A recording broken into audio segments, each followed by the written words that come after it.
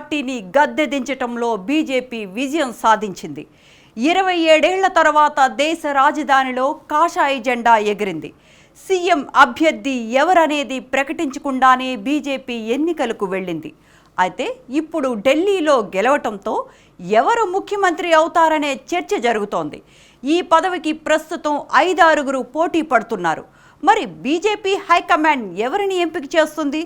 Let's watch the story.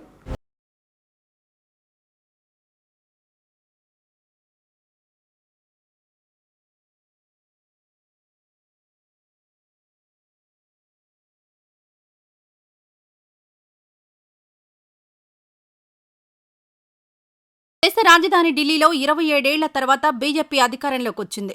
12 ఏళ్ల ఆప్ పాలనకు ఢిల్లీ ఓటర్లు గుడ్ బై చెప్పారు. ఆప్ అధికారాన్ని కోల్పోవడమే కాకుండా అగ్రనేతలు అరవింద్ కేజ్రీవాల్, మనీష్ సిసోడియా, సత్యేంద్ర జైన్ వంటి వారు ఎమ్మెల్యేలుగా కూడా గెలవలేదు. ఇది ఆప్కు పెద్ద ఎదురుదెబ్బే అని విశ్లేషకులు చెబుతున్నారు. అయితే దాదాపు 3 దశాబ్దాల తర్వాత ఢిల్లీలో అధికారం చేపట్టబోతున్న బీజేపీ ఎవరిని ముఖ్యమంత్రి పదవిలో కూర్చోబెడుతుందనేది ఆసక్తికరంగా మారింది.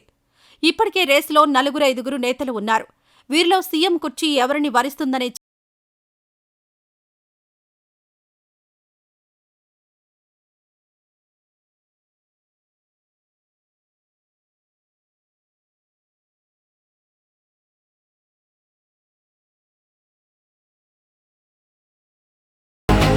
ఇటీవల జరిగిన పలు రాష్ట్రాల అసెంబ్లీ ఎన్నికల్లో ముందుగానే బీజేపీ సీఎం అభ్యర్థిని ప్రకటించలేదు. కేవలం ప్రధాని మోడీ చరిష్మా, కేంద్ర సర్కార్ పనులను ప్రజల్లోకి తీసుకెళ్లి బీజేపీ ఓట్లను అడుగుతోంది. మధ్యప్రదేశ్లో మోహన్ యాదవ్, ఛత్తీస్గఢ్లో విష్ణుదేవ్ సాయి, హర్యానాలో నాయబ్ సింగ్ షైనీ, మహారాష్ట్రలో దేవేంద్ర ఫడ్నవీస్ పేర్లను ఎన్నికల తర్వాతే ఎంపిక చేసింది. ఢిల్లీ అసెంబ్లీ ఎన్నికల ప్రచారంలో కూడా తమ సీఎం అభ్యర్థి ఎవరు అని బీజేపీ చెప్పలేదు. ఆప్ తమ సీఎం అభ్యర్థి కేజ్రీవాల్ అని ప్రకటించింది. మీరు కూడా సీఎం అభ్యర్థిని ప్రకటించమని ఉడికించింది. కానీ బీజేపీ మాత్రం ఆ విషయంలో మౌనంగానే ఉంది. ఇక ఇప్పుడు అసెంబ్లీ ఎన్నికల్లో విజయం సాధించడంతో సీఎం ఎవరు అవుతారనే ఉత్కంఠ నెలకొంది.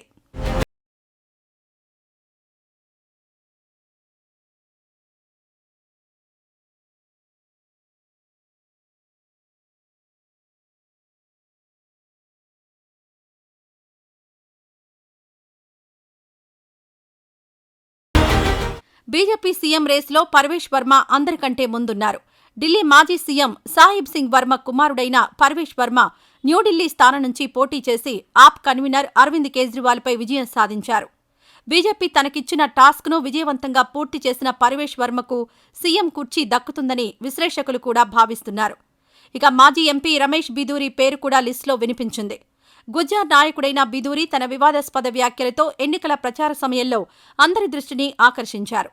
అయితే కల్కాజీ నియోజకవర్గం నుంచి పోటీ చేసిన బిధూరి సీఎం అతీషీపై ఓడిపోవడంతో అతనికి దారులు మూసుకుని పోయాయనే టాక్ వినిపిస్తోంది. ఒకవేళ గెలిచి ఉంటే తప్పకుండా సీఎం రేసులో ఉండేవారని తెలుస్తోంది.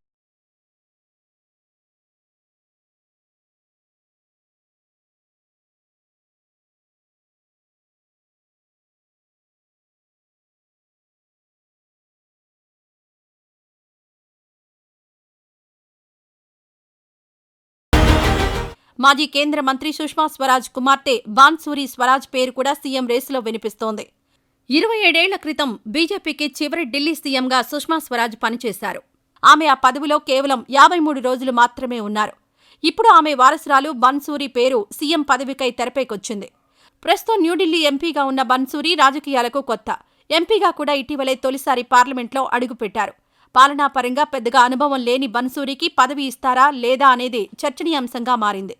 అయితే అటల్ బిహారీ వాజ్పేయి, ఎల్కే అద్వానీ వంటి హేమీలు పోటీ చేసిన న్యూఢిల్లీ నుంచి రాజకీయ అరంగేట్రం చేసిన బన్సూరి పట్ల ఢిల్లీ బీజేపీ నాయకులు సానుకూలంగా ఉన్నారు. అయితే అధిష్టానం ఏ నిర్ణయం తీసుకుంటుందనేది సస్పెన్స్గా మారింది.